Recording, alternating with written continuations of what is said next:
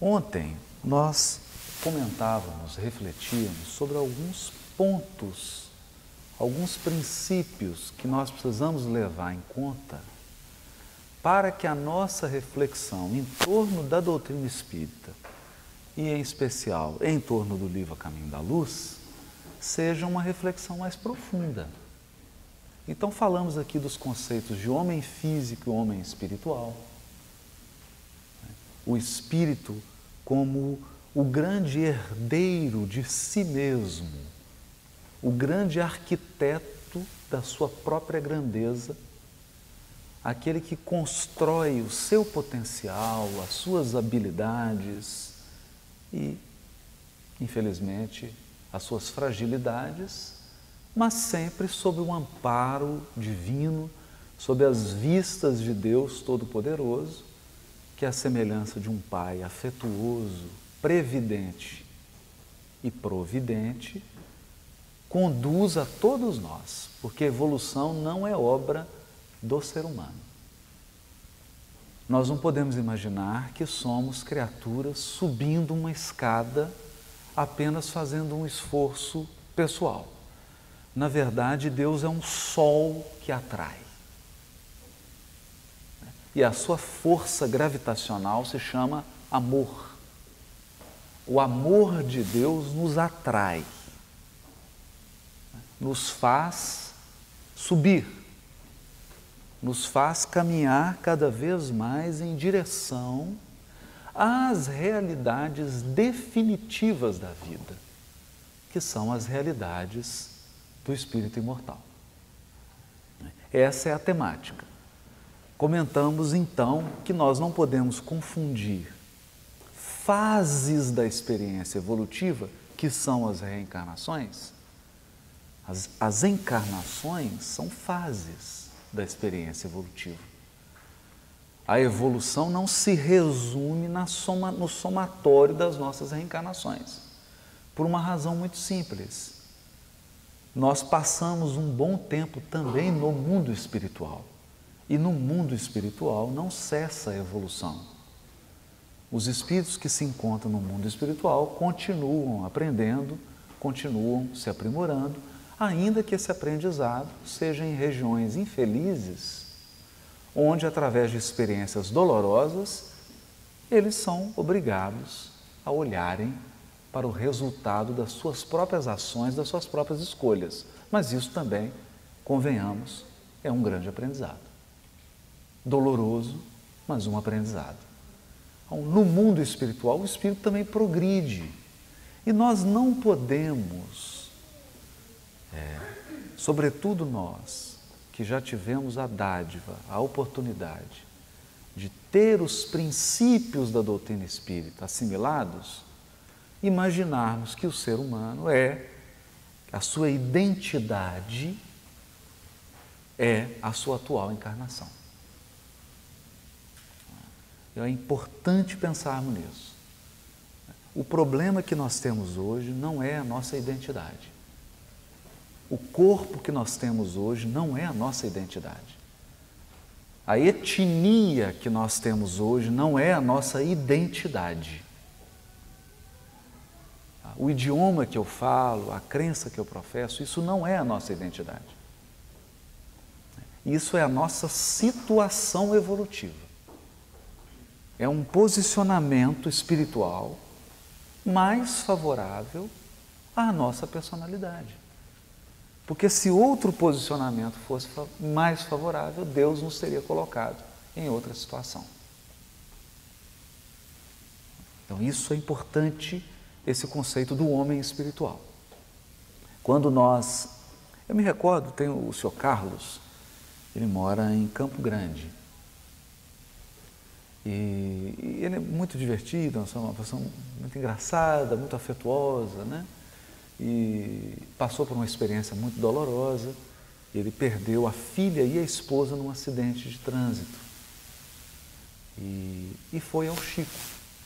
E recebeu uma carta, todo aquele amparo do Chico, aquele envolvimento.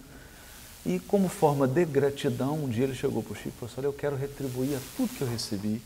E eu queria que você perguntasse para Emmanuel se eu posso fazer algum trabalho para ajudar aí no trabalho que você desenvolve com ele, e o que precisar fazer, e se eu posso receber a proteção da equipe. Aí o Chico falou, você passa aqui amanhã que eu vou consultar ele. Desse jeito. No dia seguinte, o Chico falou, conversei com o Emmanuel e ele pediu para te dizer o seguinte, vai aceitar sim, você pode trabalhar, mas tem uma série de disciplinas aqui, de exigências. E ele então, durante 30 anos, até hoje, mais de 30 anos, distribui mensagens avulsas de páginas psicografadas pelo Chico. Aquelas mensagenzinhas pequenininhas. Ele é o Gandhi, tem uma gráfica, imprime essas mensagens por mais de 30 anos, imprime essas mensagens e distribui, fazendo um trabalho de divulgação. E certo dia ele tomava café na cozinha do Chico e eles falavam sobre as experiências reencarnatórias. E ele é apaixonado pela Alemanha. Então o Chico perguntou para ele assim, Carlos, o seu passado está na Boêmia ou na Bavária?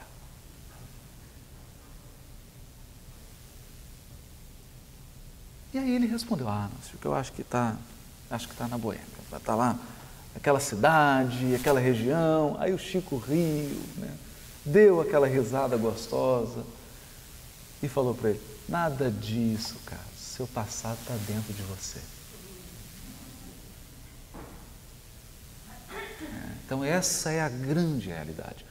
O seu passado, a sua história, está dentro de você. Toda ela. E eu não estou dizendo apenas de memória. Não é simplesmente uma memória. Não é simplesmente uma vaga lembrança. Quando a mente acessa os arquivos do passado, você sente cheiro. Você vê a cor. Você tem as sensações. Você sente as emoções. Então o passado está vivo em você. Você é, temos aqui os matemáticos e engenheiros, né? Uma integral. Né?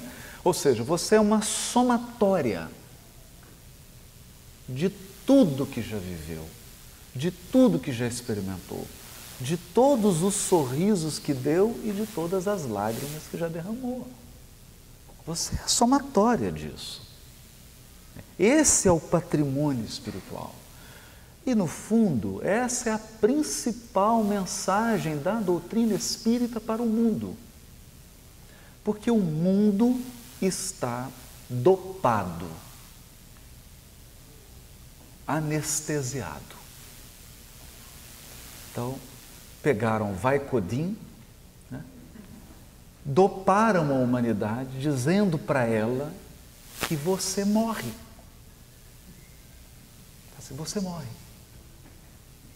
Você é o complexo celular que você utiliza. E as pessoas estão anestesiadas, acreditando nisso. Então vem a doutrina espírita e faz um trabalho de desintoxicação. Alguns aguentam, outros não suportam. A criatura chega na casa espírita, quando você começa a iniciar a desintoxicação dela, ela não dá conta, porque ela prefere permanecer anestesiada.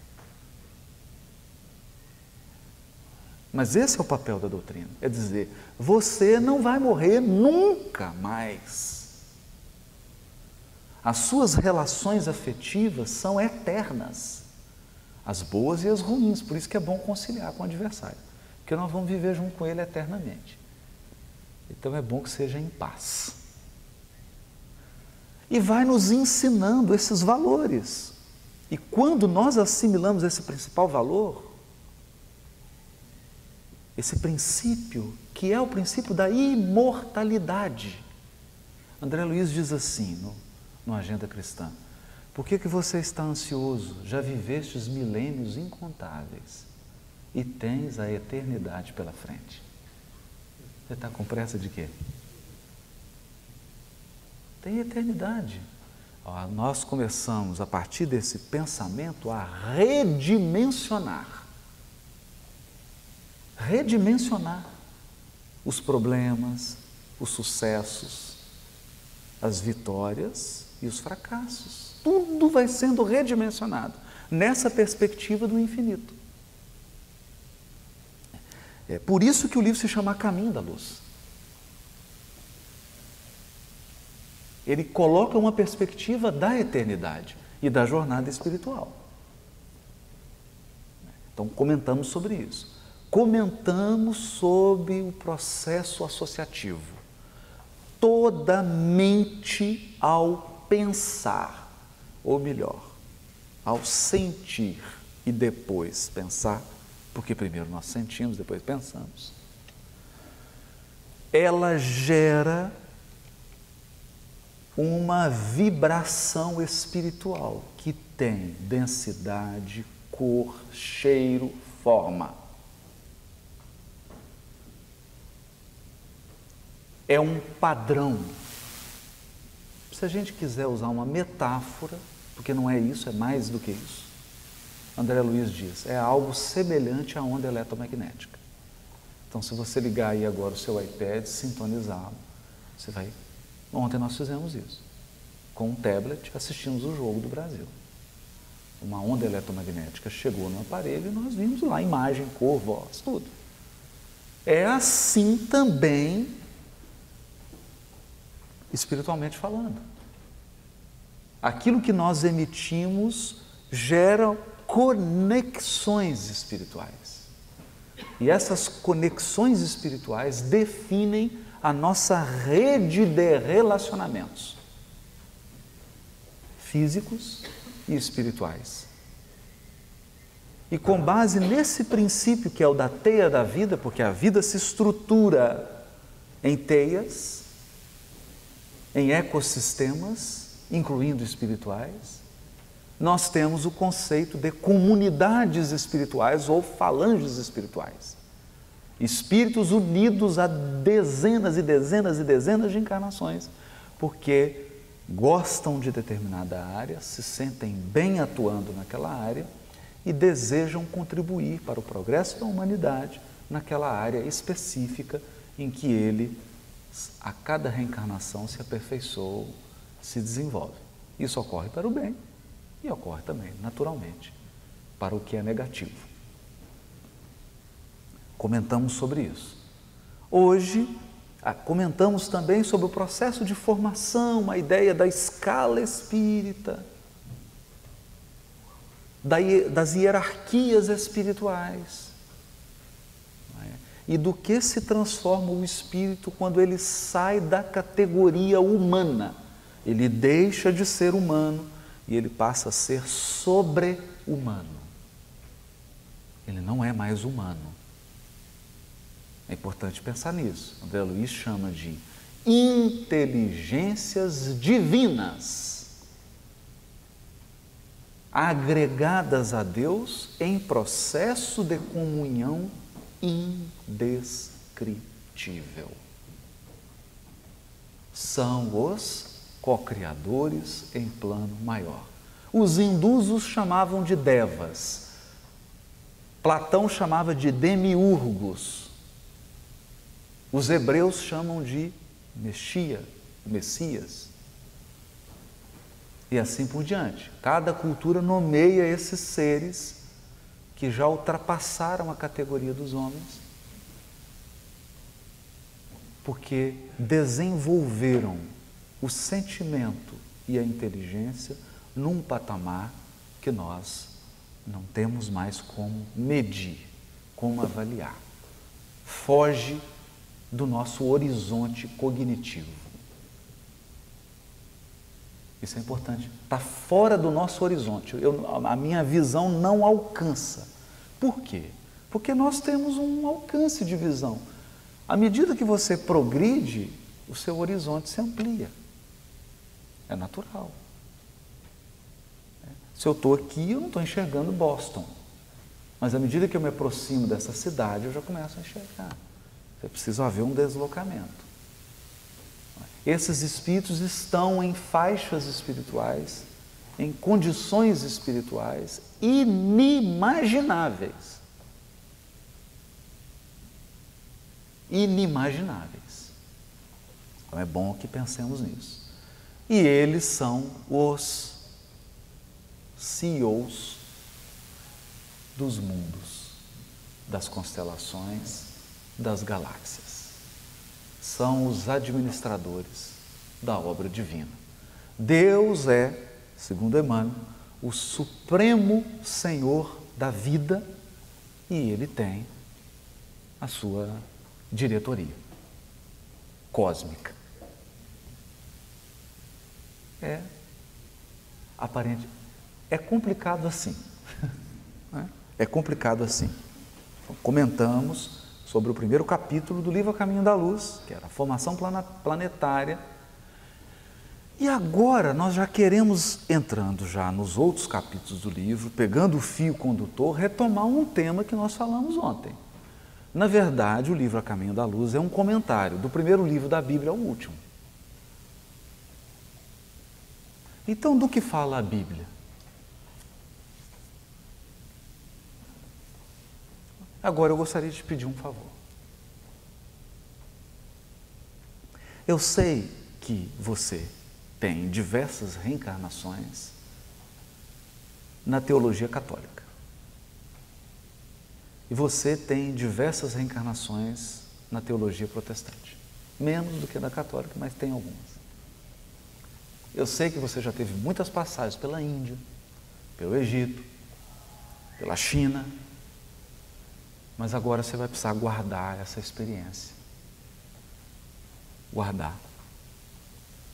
Porque o que nós vamos falar aqui é a visão da doutrina espírita. E ela é absolutamente diferente de tudo que você já aprendeu nos últimos 5.000 anos.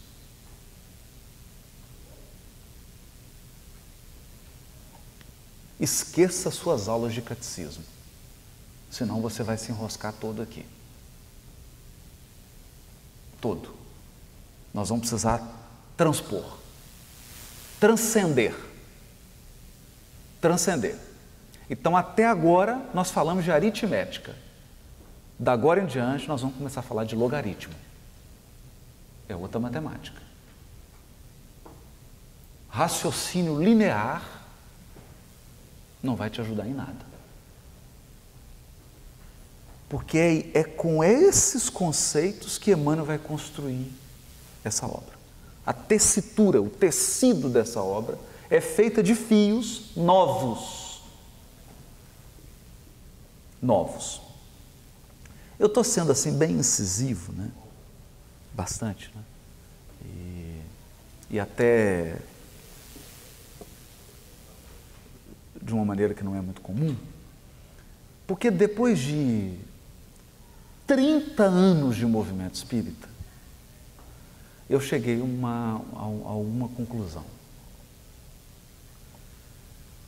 Em mim, eu não estou julgando ninguém, eu estou falando de um problema que eu tenho e eu acho que vários têm. Eu percebo isso em várias pessoas, quando chegam na doutrina, e mesmo quem tem 30, 40, 50 anos de doutrina. A coisa mais desafiadora do Espiritismo é você ter que abrir mão dos seus conceitos para aprender conceitos novos com os espíritos superiores.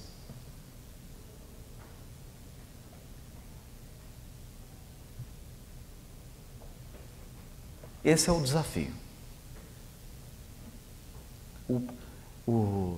Os 12 trabalhos de Hércules, vamos dizer assim.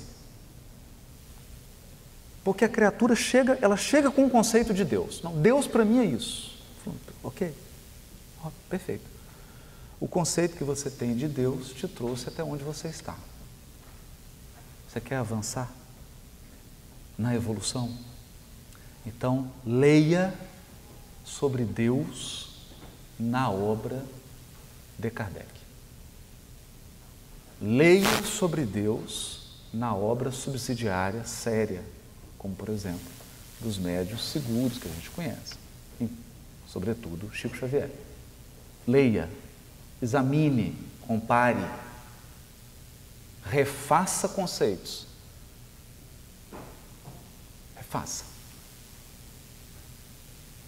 Porque senão vai acontecer o seguinte: você vai chegar aqui com uma roupa velha que já tem 4.000 anos, vai olhar para roupas, para peças maravilhosas,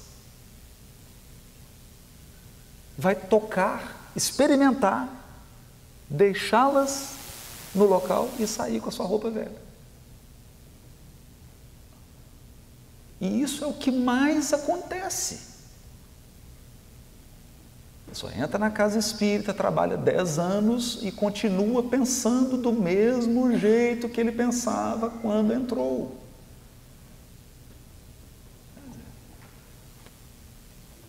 Os jovens chamam isso de upgrade, né? É você fazer aí um downloadzinho, atualizar. Precisa atualizar. E é o que nós vamos fazer juntos agora. Então, esse tem sido um desafio que eu tenho visto em mim. Qual que é o desafio? Continuar sempre atualizando. E por que é um desafio? Sabe qual que é o maior desafio? Ver coisas novas nos lugares antigos.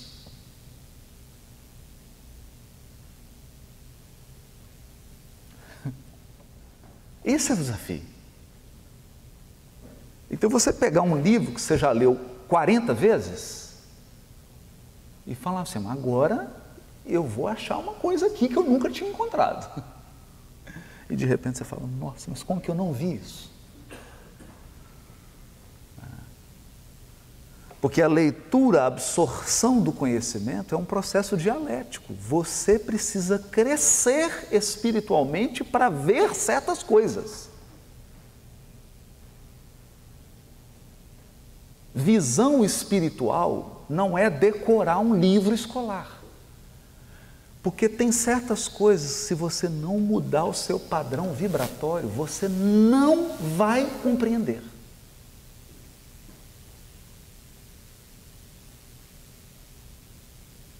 Não vai.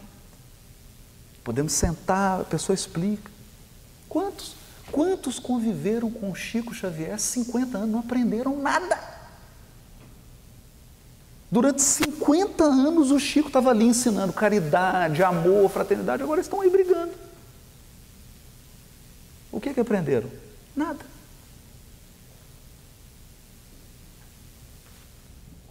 Porque é preciso mudar padrões vibratórios, evolutivos, para que você aprenda mais.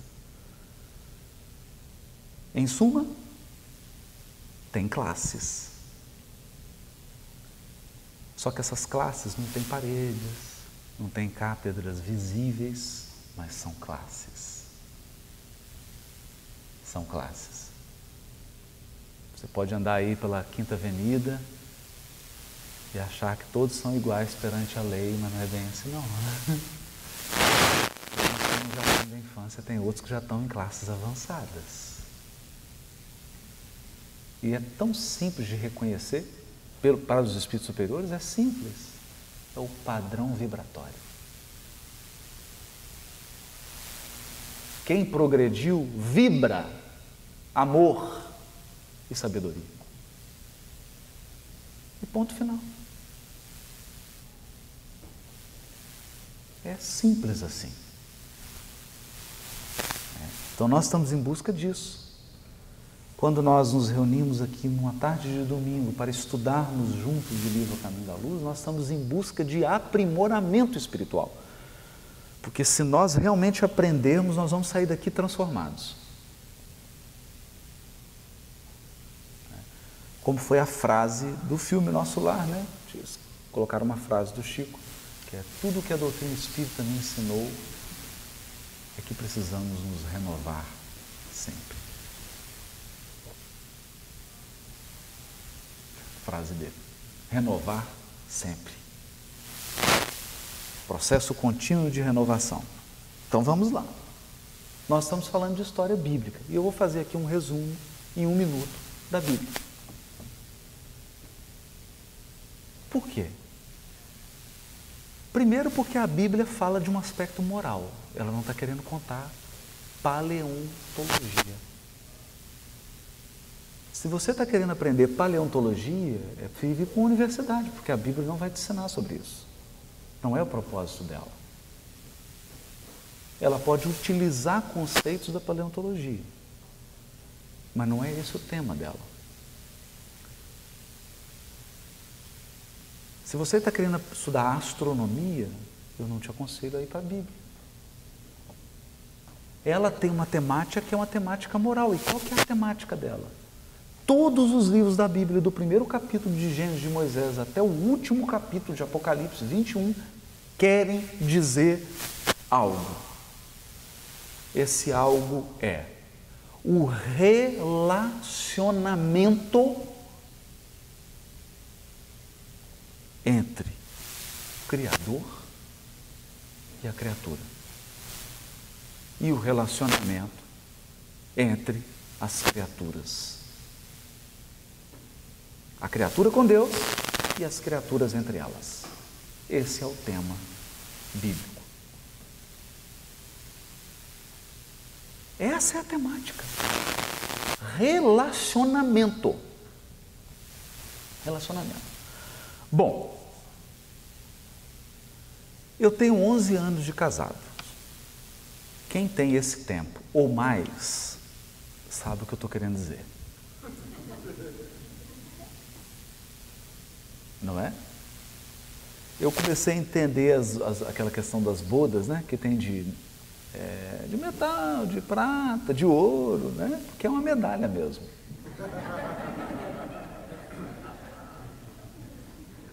É uma medalha porque você não permanece casado se não se transformar.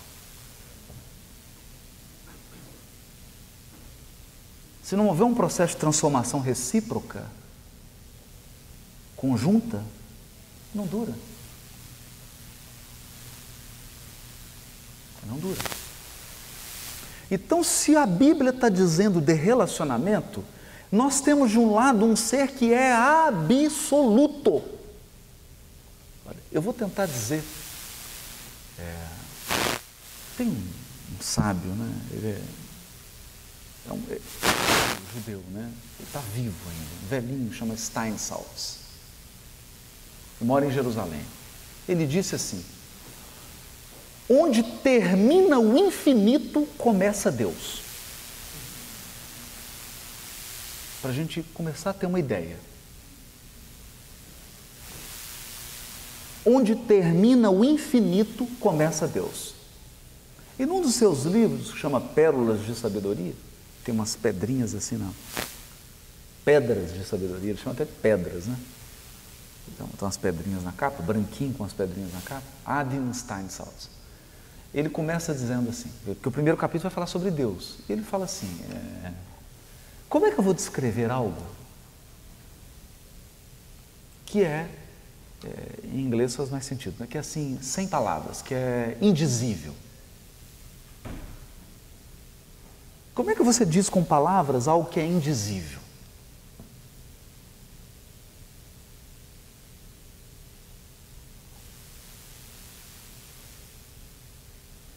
Porque Deus é absoluto.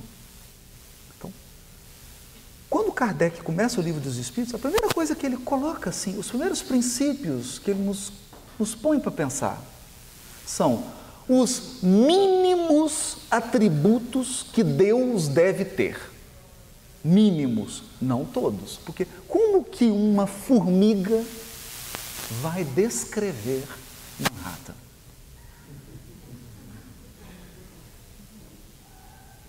Pensa nisso. Como? Não tem como. Porque o universo dela é o formigueiro. Em 1 metro quadrado do Central Park. Para ela, o universo é aquilo. O universo é aquilo. Para ela é só isso. Então você diz, mas eu sou um sujeito realista, um realista da sua realidade do formigueiro. Porque é o seguinte, você vai ler um livro do André Luiz, Aí está lá no hospital. No hospital estava um encarnado doente. Ao lado dele um obsessor. O obsessor já é outra realidade, que o doente não está vendo. Aí chega a equipe do benfeitor com o André Luiz, o obsessor não vê a equipe. Já é uma terceira realidade. Então quando você diz eu sou realista, você de qual realidade? Qual delas? Porque tem uma outra equipe espiritual que nem o benfeitor, nem André Luiz estão vendo.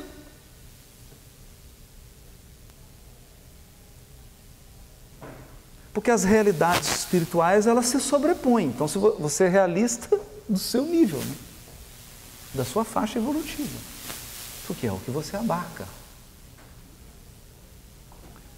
Então, Kardec, que é o bom senso encarnado, porque o bom senso dele é insuperável, ele já começa dizendo assim: o quê? Você acha que eu vou cair na armadilha de enumerar os atributos de Deus? Quem sou eu para conhecer? Porque os atributos de Deus são infinitos. Uma coisa eu posso fazer, eu posso enumerar os atributos indispensáveis, sem os quais ele não é Deus. Então ele começa. Pode ter alguém mais inteligente do que Deus? Mas se tiver, essa pessoa é Deus. Não é ele.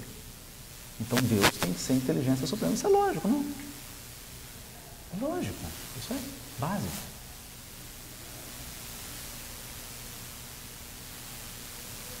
Então ele começa a colocar conhecimento de todas as coisas, controle de todas as coisas, que é a onipotência, dando os atributos,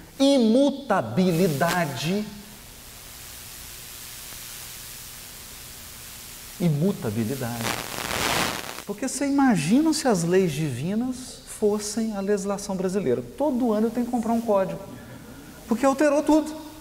Então, altera o Código Civil, altera a Constituição, aí eu tenho que comprar um código novo. Imagina se o universo fosse assim. Ah, mas há 5 reencarnações eu fiz isso. Não, mas a legislação mudou. Deus evoluiu e ele alterou a legislação dele. Isso é uma piada. Isso não faz sentido. Deus é imutável. E por que ele é imutável? Porque ele é perfeito. Você não aprimora o que é perfeito. Faz sentido? Porque o que você vai acrescentar de melhor naquilo que é perfeito? Não tem jeito. Eu assistia um tempo um DVD sobre o último, aquele show que o Michael Jackson estava querendo gravar e tudo, né? E que eu estava interessado num aspecto daquele DVD, que era a maneira como o diretor de arte dele lidava com ele.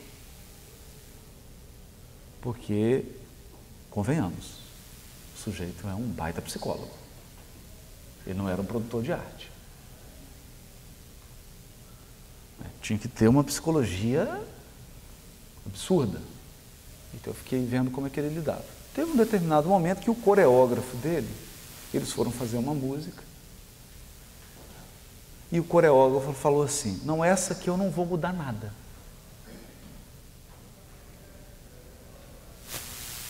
E aí o Michael falou: mas por quê? Ele disse assim: se não for para melhorar, para que mudar?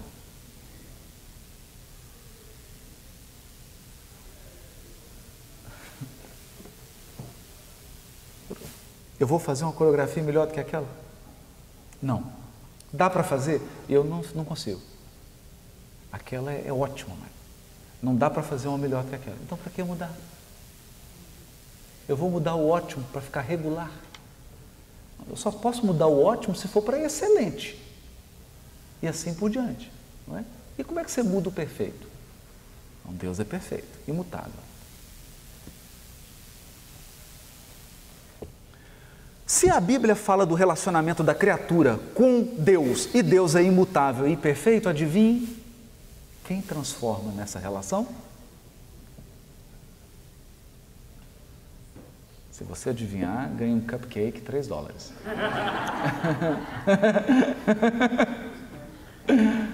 Mas $3 ganha um cupcake. Eu. Nessa relação, eu mudo. Só eu.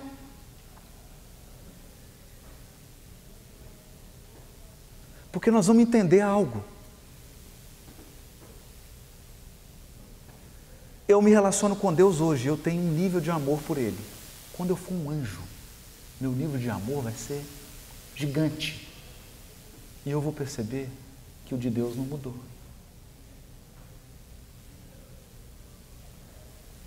Sabe o que nós vamos sentir nessa hora? O que Paulo chama de constrangimento.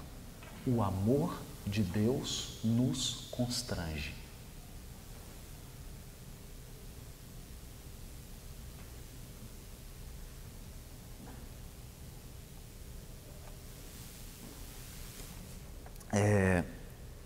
Em Minas Gerais, há um rapaz, ele foi abandonado pela família e viveu num orfanato.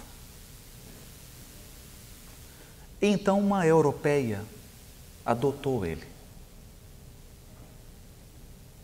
Começou a cuidar dele. E ele, cheio de feridas,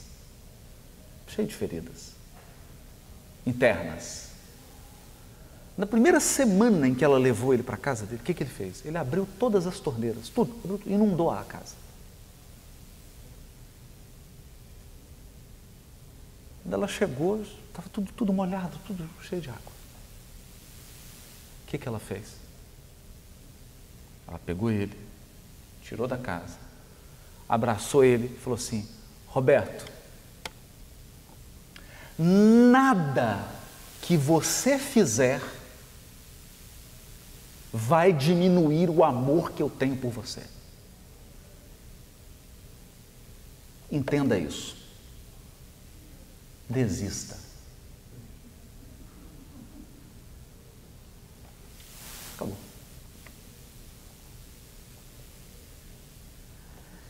Bom, Deus está dizendo isso para a gente já tem 5 milhões de anos, mas a gente vai ouvir isso uma hora. A minha esperança comigo é essa. Uma hora eu vou ouvir. Não tem nada que a gente seja capaz de fazer que vá alterar o amor de Deus. Mas o amor de Deus é tão supremo que ele é também justiça. Porque quem ama, educa, corrige, cuida. E o cuidado de Deus, a pedagogia divina, porque Ele nos ama, quem ama intervém quando é necessário. Corrige. Se você gosta de uma planta, você poda. Você coloca estacas. Você direciona. Se você realmente ama a planta, você faz isso. Senão ela morre.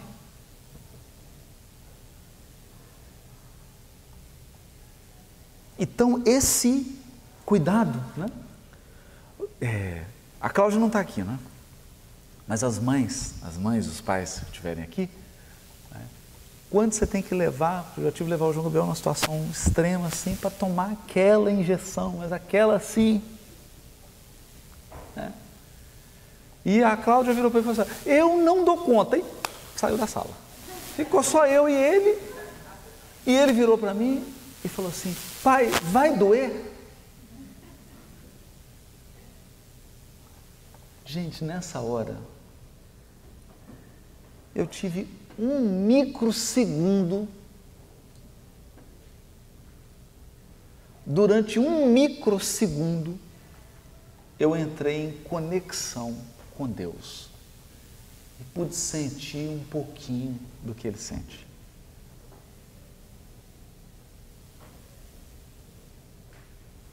Então eu abracei ele, olhei nos olhos dele e falei assim: filho, vai doer muito. E é por isso que eu estou com você, ao seu lado. Porque senão não seria necessário eu estar aqui, filho. Então se aperta firme na minha mão, me abraça, porque vai doer muito. Mas fica tranquilo. Fica tranquilo. Você vai passar por isso. Então, esse é o tema da Bíblia.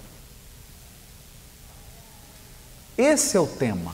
Relacionamento da criatura com o Criador. Esse é o tema do A Caminho da Luz. Vamos lá? Vamos. Então, todo o processo que nós já comentamos, que os próprios judeus dizem, Deus e o seu conselho de arcanjos, façamos o homem a nossa imagem e semelhança, o verbo está no plural, então eles falam de um conselho de arcanjo. Aliás, falam mais. Ultimamente eu tenho feito uma pesquisa na literatura judaica e encontrei o correspondente ao governador planetário na literatura judaica. Eles chamam de Metatron. Metatron é o ser espiritual que é o nosso correspondente aos co-criadores em plano maior.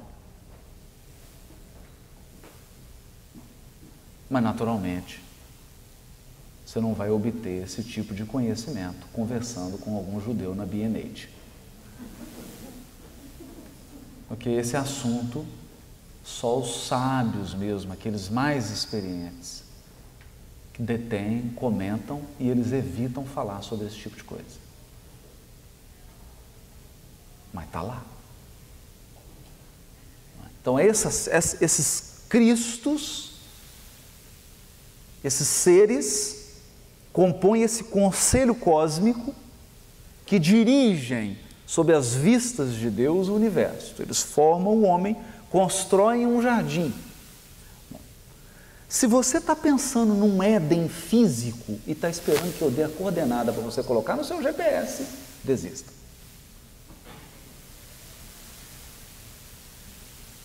O Éden não é uma coordenada geográfica.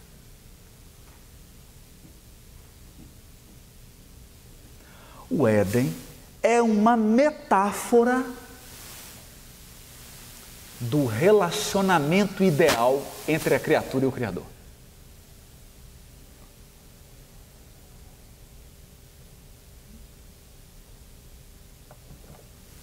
É assim. Então, no Éden, aqueles seres que já atingiram o Paradise,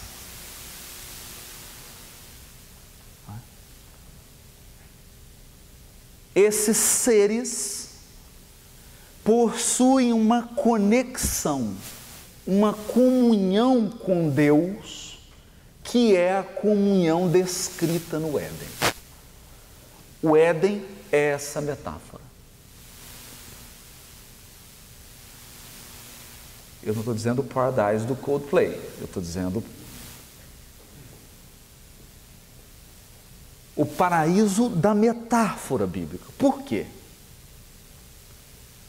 Naquele paraíso, a evolução, o desenvolvimento, é fruto da orientação divina. Eu vou tentar descrever isso aqui numa linguagem Wall Street. Você tem $1 milhão, quer investir. Você, não eu. Eu não tenho. O que você procura? Um consultor. Um consultor. Você paga caro, porque você sabe que ele tem a experiência para te guiar. Ele já fez isso. Ele sabe o que ele está fazendo. E você paga. Você tem uma empresa. Você quer fazer uma alteração. Geralmente uma empresa familiar. E ela quer se profissionalizar. O que ela faz? Os membros da família se afastam, recebem lá uma retirada mensal e colocam uma equipe de profissionais para gerir a empresa. E ela paga para esses profissionais, para que eles tragam a sua experiência, o seu know-how, não é isso? Isso todo mundo entende, não é? Ok. Digamos que eu tenha uma proposta para te fazer agora. Um consultor, ele é perfeito.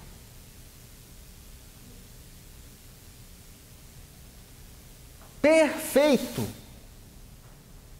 E ele não cobra nada. Você quer evoluir segundo a consultoria dele?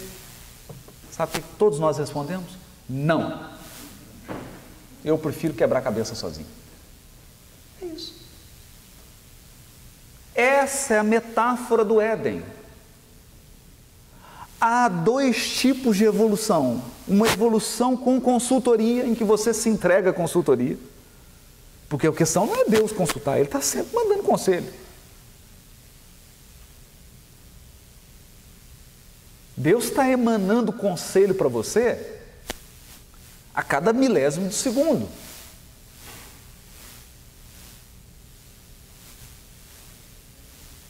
Por quê? Porque Ele está dentro de você. Ele não fala de fora, Ele fala de dentro de você. Deus responde em ti mesmo e te esclarece com uma força eterna da consolação.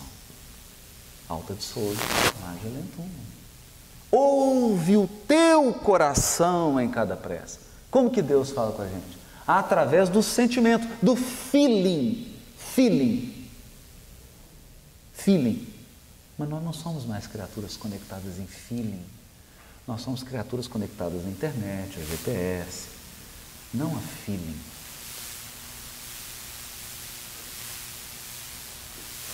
Nós poderíamos fazer uma técnica aqui agora e você ia chegar a uma conclusão. Todos os erros que você cometeu na sua vida até hoje, você teve o feeling que era um erro.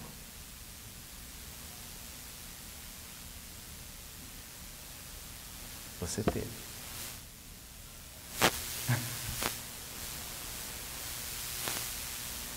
Então, esse feeling é a consultoria divina berrando dentro de nós.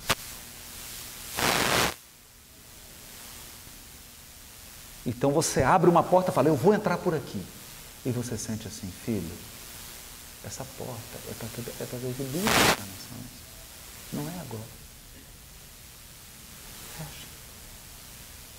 Agora você tem que entrar naquela. Naquela eu não quero entrar. Aquela eu não vou entrar. Mas é aquela, filho.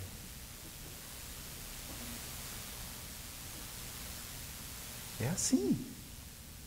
Sutil. E isso é o principal. Isso que eu estou dizendo aqui é o principal de tudo. O resto você vai aprender em silêncio durante a tua vida.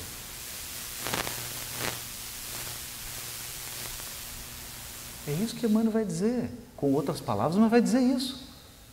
Se você entender que Deus está aí dentro de você, falando não palavras, porque Deus não fala inglês, nem japonês, nem espanhol, nem português. Deus fala através de sentimentos. Quando você sente algo, é Ele falando com você.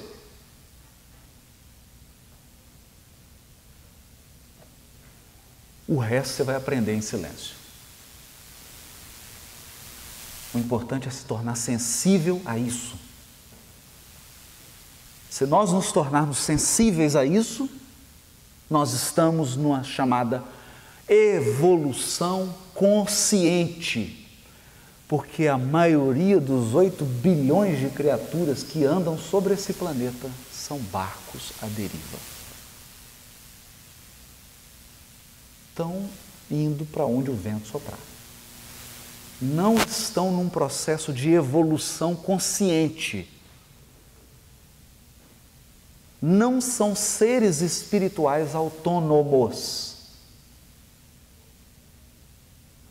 Por quê? Porque as paixões escravizam.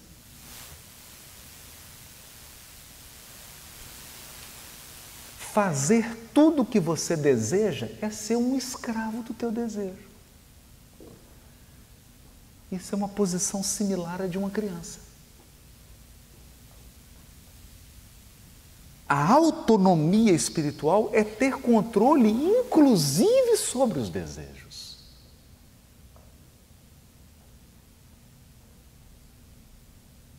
Essa é a autonomia espiritual. Mas por que eu estou falando disso, gente? Porque esse é o tema de Adão, Eva e a serpente. Por quê? Você aprendeu no catecismo, nós aprendemos lá, né, que é uma questão sexual. O que é questão sexual? Os dois já estavam nus e já estavam casados.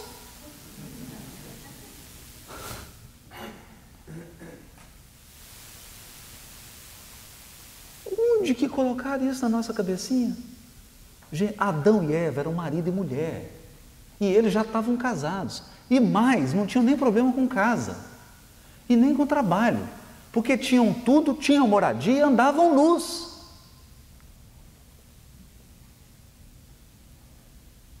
Não tinha sogra, não tinha sogro. Não tinha cunhado, não tinha cunhada. Estou brincando, eu amo meus cunhados. Mas eu falo isso nas palestras porque é grave, depois eu mostro para eles só para espezinhar. Brincadeira. São espíritos, eles ouvem também as palestras. Não tinha. Estava tudo bem. Essa não é uma história sobre sexo. A história da serpente é uma história sobre autossuficiência. Então Adão e Eva têm duas propostas. De um lado está Deus, que andava no jardim. Deus andava no jardim. Oi pai, tudo bem? Está bem? Tudo bem. Passa. É o que está no texto, capítulo 2. Deus passeava pelo jardim. Você quer um relacionamento mais íntimo do que esse? Essa é a metáfora bíblica. É claro que isso é literatura. Mas nós somos inteligentes. Nós sabemos ler literatura. Você não acredita que Chapeuzinho Vermelho existe? Então nós sabemos que o Éden simboliza um relacionamento ideal com Deus. Deus está aqui, está presente. Oi pai, tudo bem. Estou ótimo aqui. E qual que era a proposta dele? Aceita a minha consultoria. Ouve a minha orientação. Aí veio a proposta da serpente, que nós precisamos desmistificar. Porque agora tem uma coisa assim que as pessoas ficam criando uma aura em torno de espírito inferior, de espírito de... Nós não estamos aqui desafiando ninguém, nem muito menos desmerecendo o poder, porque eles têm muito poder. O mal tem muito poder. É claro, o mal tem os melhores profissionais de marketing do mundo, os melhores canais de televisão, tem os melhores garotos e garotas propagandas, pelo menos os mais bonitos. O time do mal é um time poderosíssimo.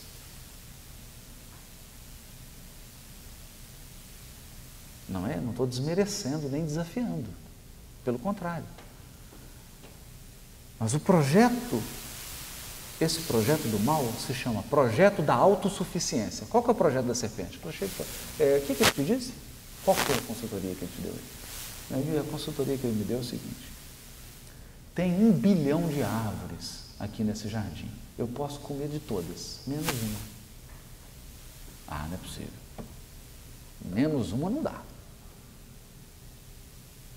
Adão e Eva podiam passar o resto da vida, cada dia, comendo um fruto diferente. Mas o desafio era o que não podia. Aquele não pode. Não pode? Ah, já sabe. Você sabe por quê? Sabe por que ele te falou isso? Aí a Eva falou, não sei por que ele falou isso. Ele não falou, ele falou pelo seguinte, ele sabe que se você comer daquele fruto, você vai ficar igual a ele. Você vai ser Deus. Nossa! Falou isso? Você tem certeza? Tenho! Né? Então por que você rasteja? Ela não perguntou isso, né? Por que você anda lambendo o chão? Não perguntou isso. Eu tenho certeza que eu estou te falando. Qual era a árvore? A árvore da experimentação do bem e do mal. Que está traduzido no português por ciência. Eu não sei em inglês como é que está aqui nas traduções em inglês. Alguns traduzem por conhecimento, knowledge, do bem e do mal. Não tem nada disso. Em hebraico, essa árvore chama a árvore da experimentação do mal. Quem disse que você tem que experimentar o mal? Quem te falou isso? Quem te falou que você tem que experimentar o mal para aprender alguma coisa?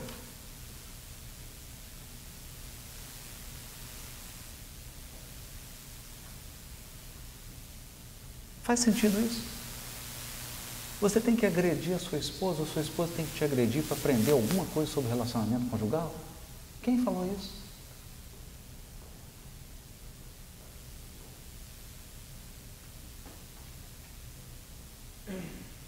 A consultoria de Deus chama-se árvore da vida. Você tem que viver com abundância, plenamente. Vida em plenitude. E a vida em plenitude é a vida no bem.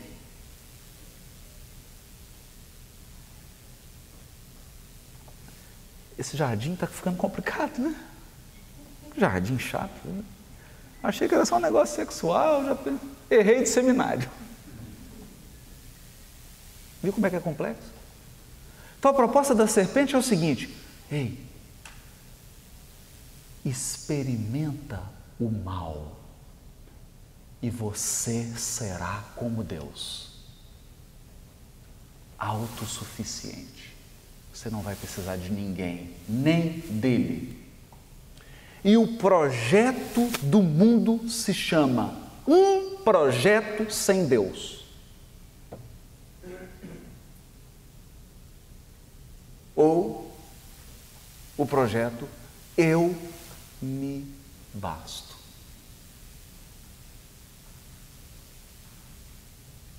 Eu me basto. Eu sou suficiente. Não preciso de mais nada.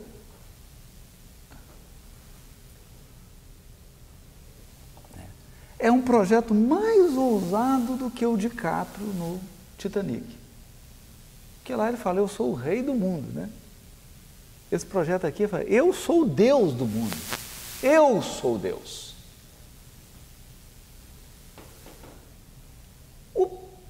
Nós temos alguns problemas nesse projeto, para falar a verdade. Alguns problemas estruturais, de cálculo estrutural. Você percebe esses problemas quando você tem uma crise renal, quando você tem uma cólica renal. Você tem a nítida visão de que você não é Deus.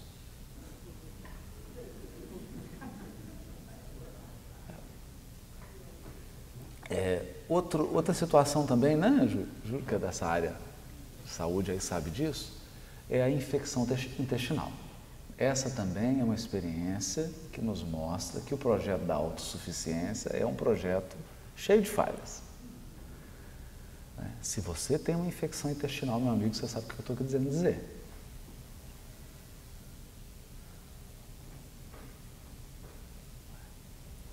Então, a nossa fragilidade, ela é patente. Ou eu vou usar uma palavra melhor, ela é patética. Patética. Você pode estar tomando banho, escorrega, você não anda mais. Então, que projeto é esse de ser Deus?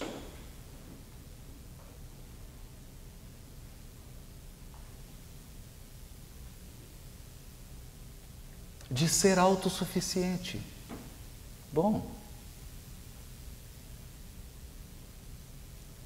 vamos convir que a equipe de marketing da Serpente é muito boa e 8 bilhões de criaturas compraram o produto. O mundo acreditou nessa ideia e acredita até hoje. Qual que é o problema nessa linha de evolução? O problema é que eu não aceito consultoria.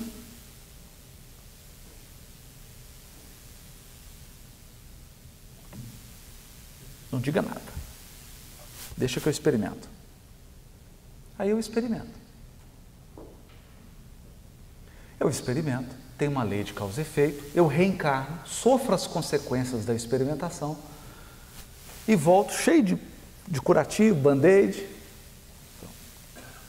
Agora eu vou experimentar.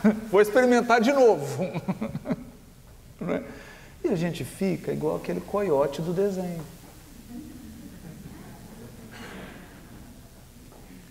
Porque se a gente examina as reencarnações, é um conjunto de testes sem fim dos mesmos erros. A gente sabe que não pode ferir determinada pessoa e vem e fere ela exatamente no calcanhar de Aquiles dela. Aí depois tem que voltar com a criatura de novo, lá pertinho, para conseguir reconstruir. Então, vai esse processo de tentativa e erro. É essa a experiência. Quando implantou-se esse sistema, o que aconteceu com o Adão e Eva da história? Saíram do paraíso. É óbvio. Porque o paraíso representava máxima conexão com Deus. Você não aceita mais a consultoria divina, você não tem mais máxima conexão. E aí surge o tema do exílio e o tema do mal, porque o mal é eu experimentar às cegas quando eu poderia seguir o GPS.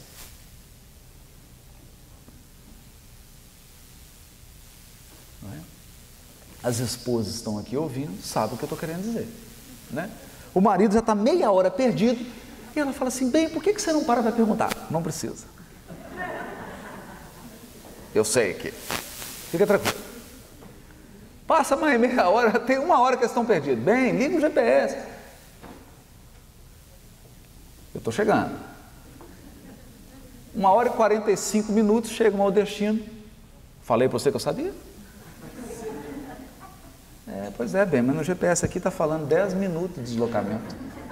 Se a gente tivesse seguido, a 1h30 nós já estaríamos no local. Essa é a história. Então, essa história de caminhar às cegas é a história da expulsão do paraíso. Perda de conexão. Desligar o GPS. Eu estou tentando usar metáforas aqui para ficar mais simples de compreender. A partir desse momento de que Adão saiu do paraíso, toda a história bíblica é uma história de tentar voltar.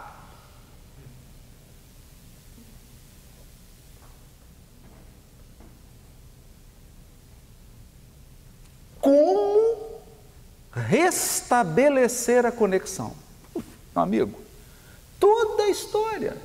Então, O segundo tema, o primeiro tema bíblico é então o relacionamento da criatura com o Criador. O segundo tema é a saga dos perdidos. Nós temos gente de marketing aqui para dar um título melhor. Então, de volta ao lar.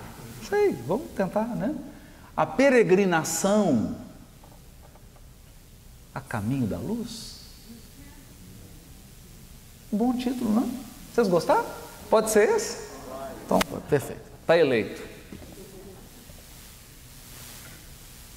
Esse é o livro.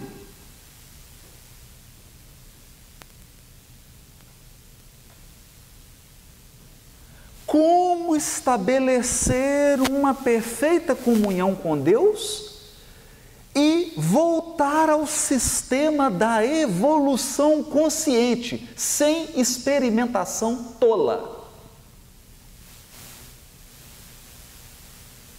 É isso. É isso.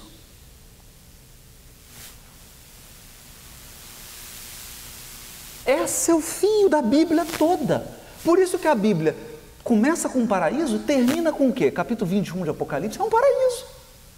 É uma Jerusalém que desceu do céu. Uma cidade. Agora, olha que interessante.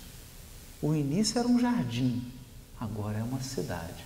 Aumentou a complexidade.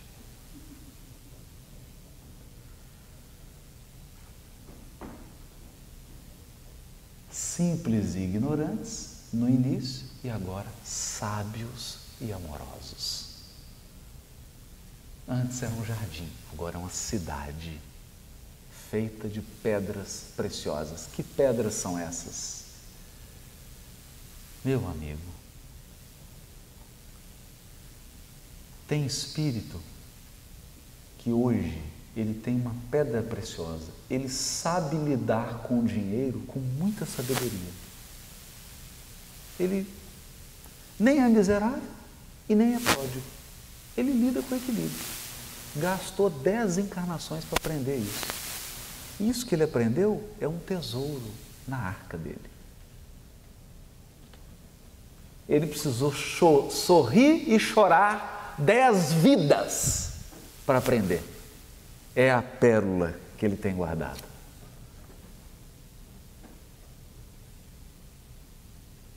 Assim, a humildade é uma pedra preciosa que se adquire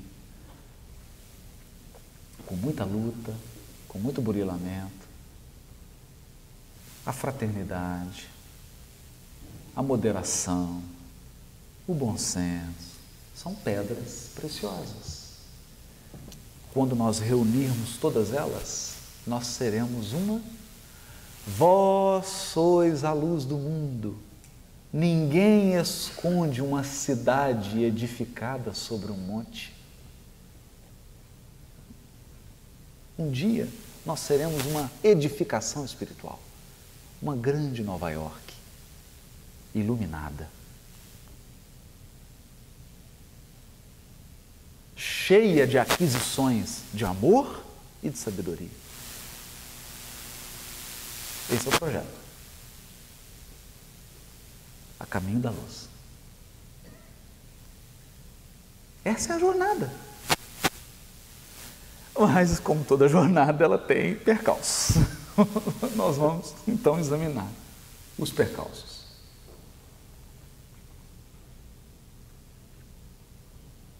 Esse é o tema bíblico. Por isso que a Bíblia lida com exílio e êxodo. Libertação. Exílio e êxodo. Toda vez que eu experimento o mal, eu me transformo num escravo. Por quê? Olha, digamos que isso aqui fosse um veneno. E eu digo assim, eu vou me suicidar.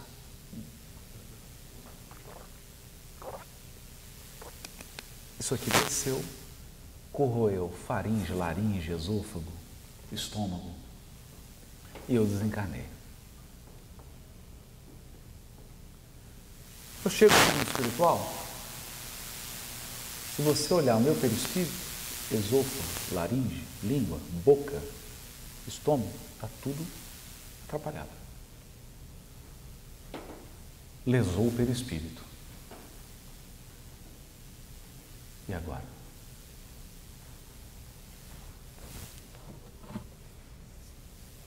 Allan Kardec, livro Céu e Inferno, item Código Penal da Vida Futura. Porque quando a gente fala assim, lei divina,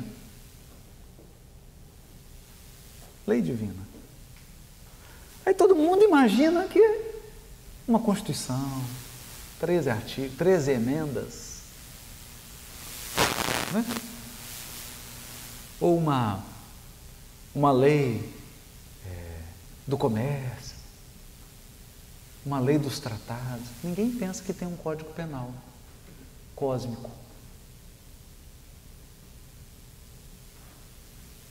Então Kardec, para acordar em nós o senso de realidade, escreveu um item no livro Céu e Inferno, intitulado Código Penal da Vida Futura. No artigo 16, ele diz assim: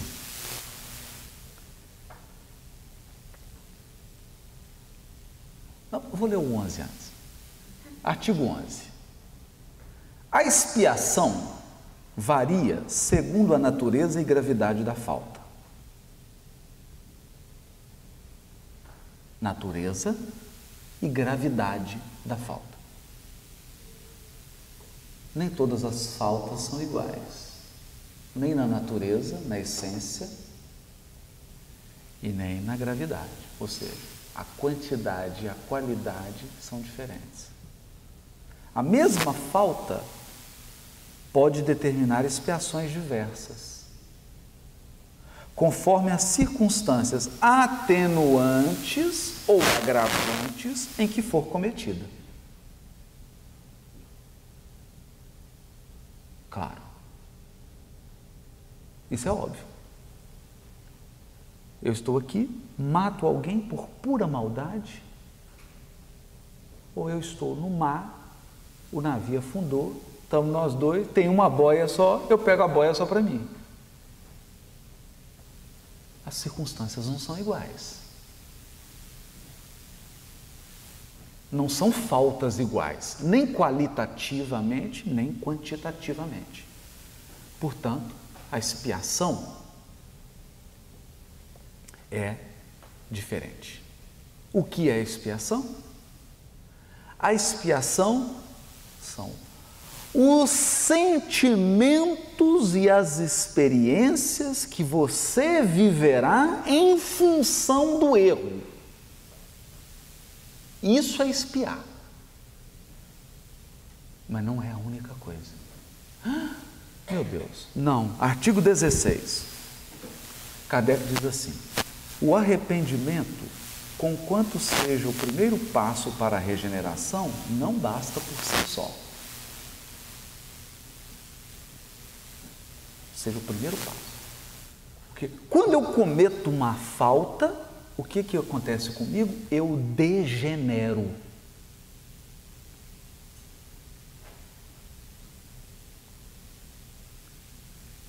Quando eu degenero, eu tenho que regenerar.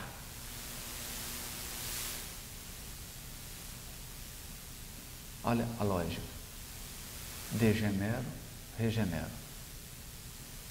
O primeiro passo da regeneração, depois que eu degenerei, é arrepender-se. É óbvio, porque, olha só, se eu não tiver convencido que eu não posso praticar a falta, eu não estou regenerando, eu estou intensificando a degeneração.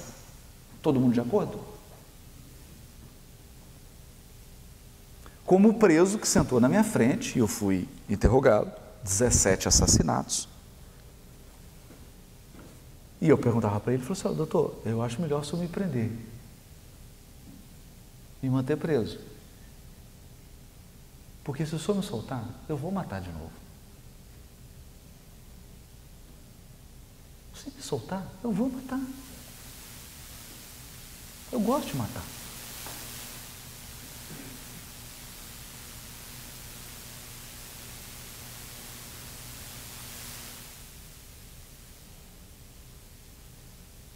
Então, o arrependimento é o primeiro passo.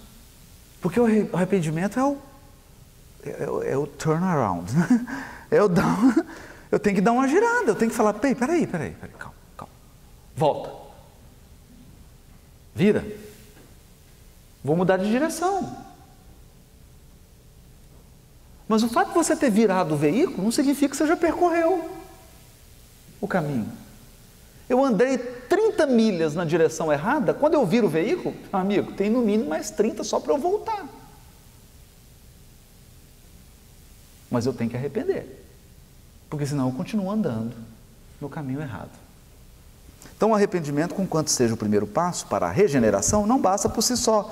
São necessárias a expiação e a reparação.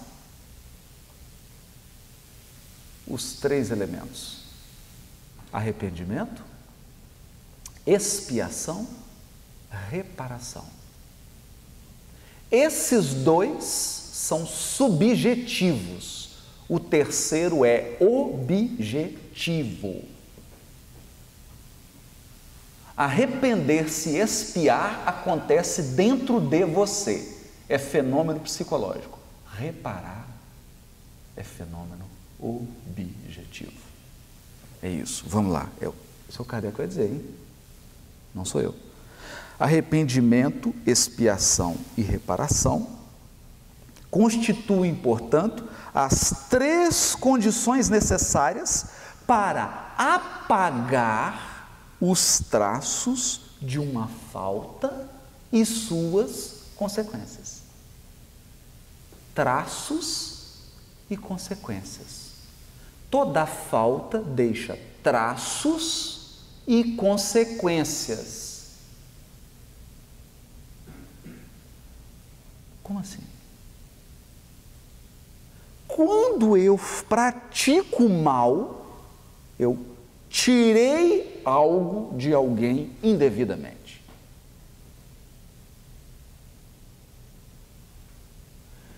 Eu deixei na pessoa um traço psicológico.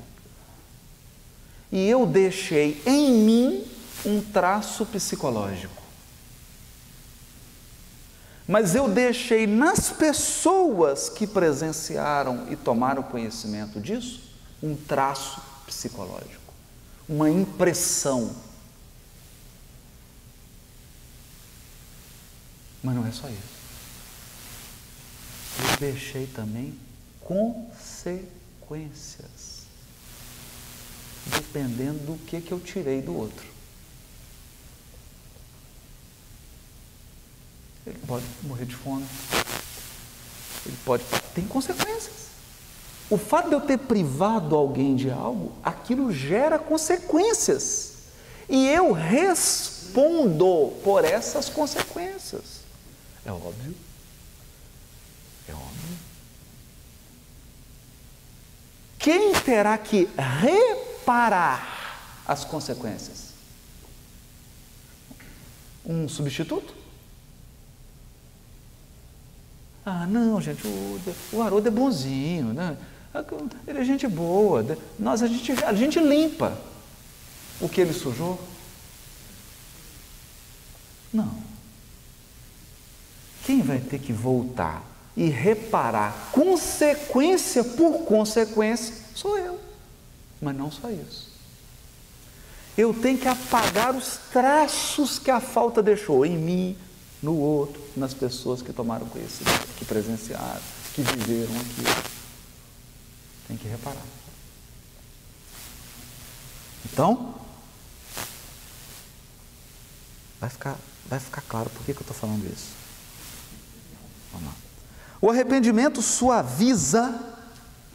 Olha, gente, Kardec é um gênio. É um gênio.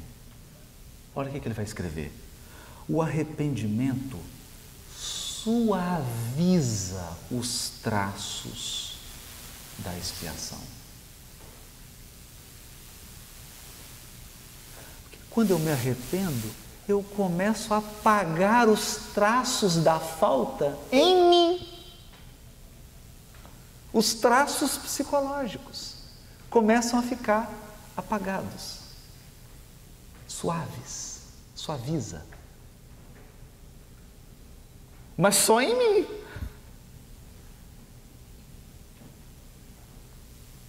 Só em mim.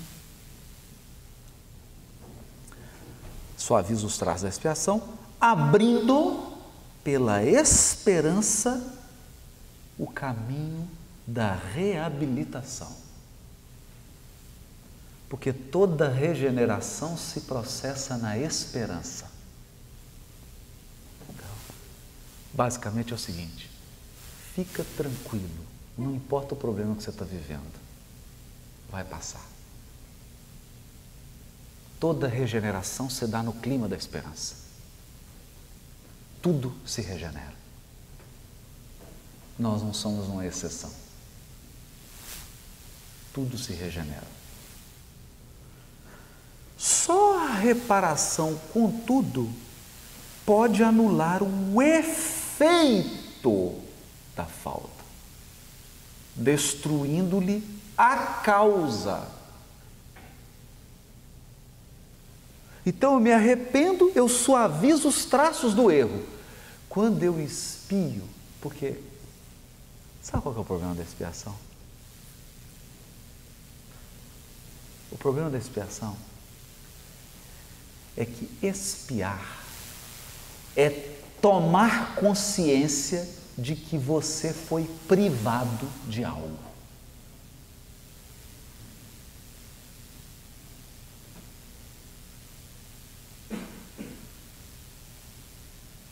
E essa consciência da privação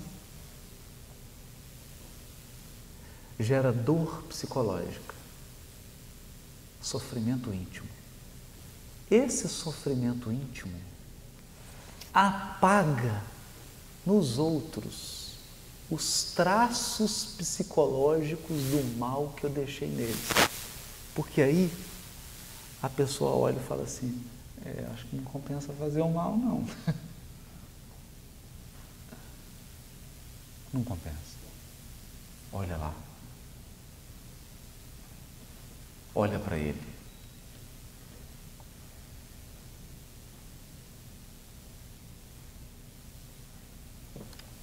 Vocês vão ver onde que eu estou querendo chegar com isso. Nós vamos chegar lá.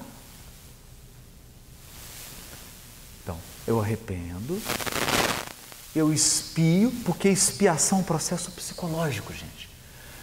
Por exemplo, se você foi um milionário em Nova York na encarnação passada, ser pobre nessa é muito doloroso.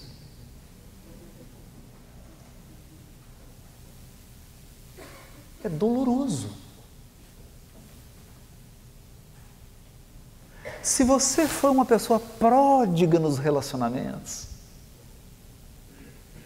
vir sozinho nessa é muito doloroso.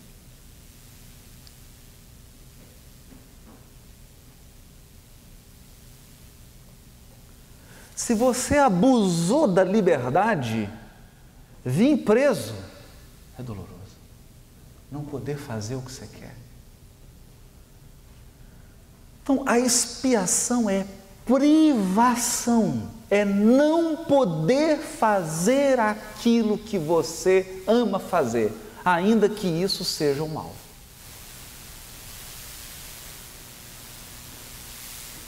É uma dor psicológica.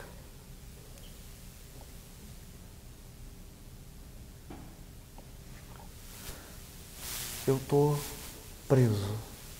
Eu queria ir para ali, mas eu não posso. Entende?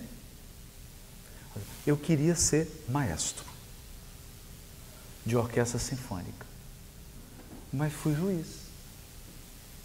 E eu tenho que conviver com isso. Porque eu não pude ser. Todas as portas se fecharam.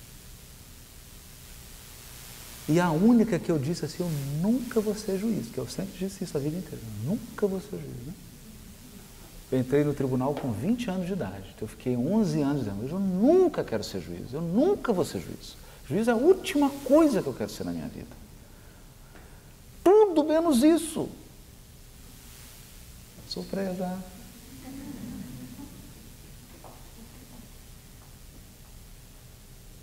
Depois nós vamos falar sobre isso. Por que que o Espiritismo é consolador? Porque ele te fala por quê, ele te explica o como, mas não só por isso. Ele educa a sua estrutura psicológica. Pare de se sentir um frustrado. Você tem eternidade pela frente. Eu vou ser um ótimo juiz, porque numa próxima ou numa outra, daqui 5, eu vou ser um grande maestro, se Deus quiser. Nós somos eternos. Precisamos corrigir nossa maneira de pensar, corrigir nossa maneira de sentir. Quando eu cheguei no interior, uma cidade, pensa numa cidade ruim, gente, uma cidade muito ruim. Eu fui para uma pior. Quando eu cheguei naquela cidade, eu sentei e a Cláudia me ligou, e aí, como é que é? E como é que é? E eu comecei a chorar. Ela falou assim, eu vou ter que ir com o João.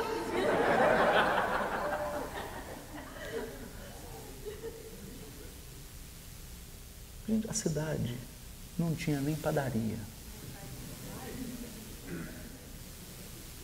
A coisa que eu mais adoro é pão. Eu amo um café. Você já imaginou o que é isso? Primeiro dia de trabalho, eu recebo um telefonema. A freira que dirigia um orfanato queria falar comigo, porque, adivinha, eu era juiz da infância. E eu fui lá. Quando ela abriu a porta, ela olhou para aquela criatura triste.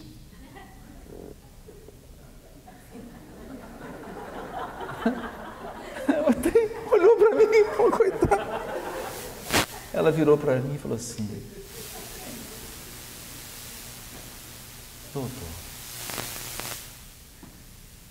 a gente precisa aprender a florescer onde Deus nos plantou.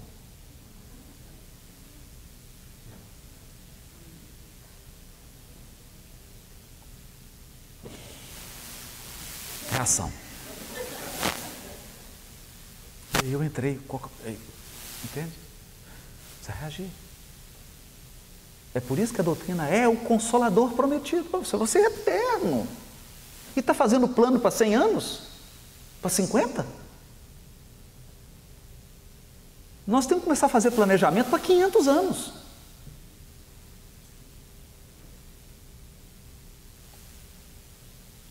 É isso que a doutrina nos abre.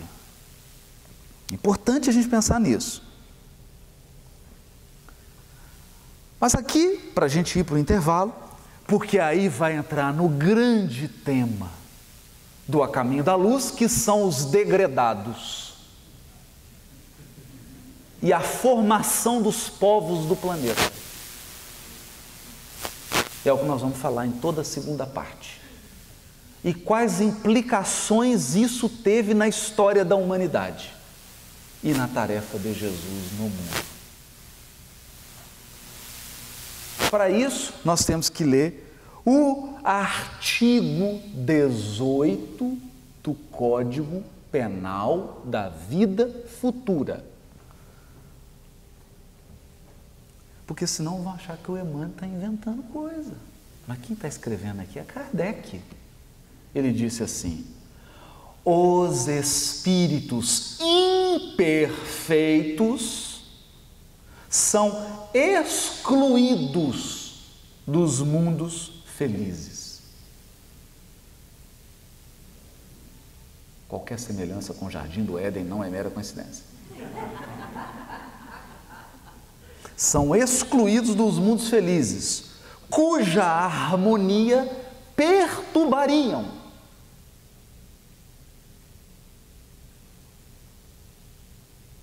Porque desarmonia não é algo, não é uma característica do ambiente, é uma característica das pessoas.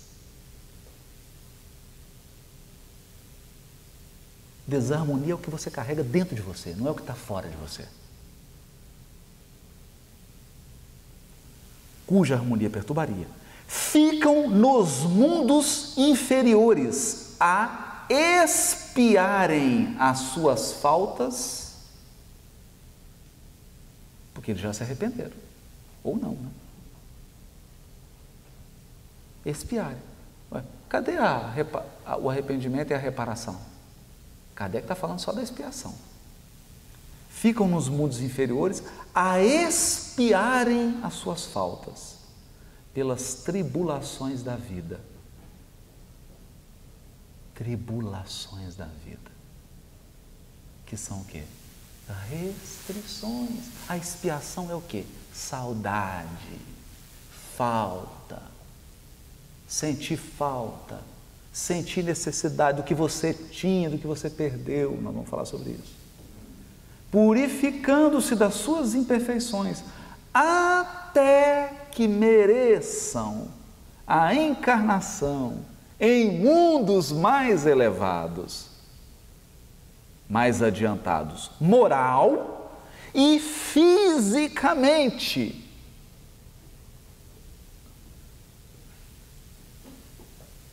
Fisicamente. Eu tenho um amigo que ele é muito brincalhão, né? E a gente fica conversando, cheio de piada, né? Eu falo assim, qual que é o critério para saber se você está num mundo inferior ou superior? Uma pergunta. Uma pergunta. Se te fizeram a proposta assim, ó, você vai ser transferido para um outro mundo, você faz uma pergunta só.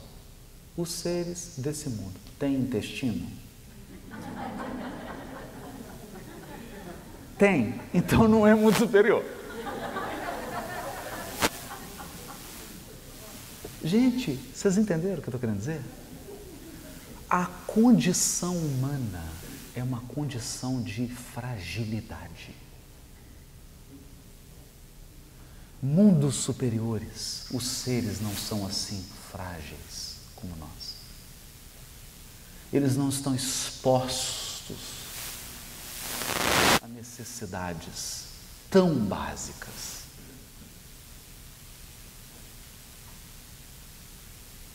Então, eu falo de mundos adiantados moral e fisicamente. O mundo se adianta fisicamente também. Se pode conceber um lugar circunscrito de castigo, aqui Kardec está dizendo, se pudesse, não tem castigo, nem lugar circunscrito, mas se pudesse pensar num lugar circunscrito de castigo, tal lugar é sem dúvida nesses mundos de expiação em torno dos quais pululam espíritos imperfeitos, desencarnados, à espera de novas existências que lhes permitam reparar o mal, auxiliando esses mundos no progresso deles.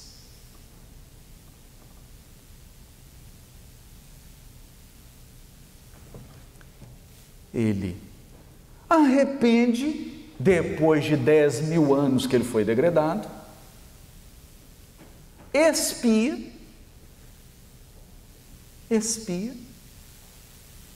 porque lá ele tinha uma condição, aqui ele tem outra. E a reparação vem como? Como é que ele vai reparar o mal que ele causou lá naquele mundo? Ajudando no progresso do mundo para o qual ele veio. Intervalo, 10, 15 minutinhos, e nós voltamos para falar dos degredados.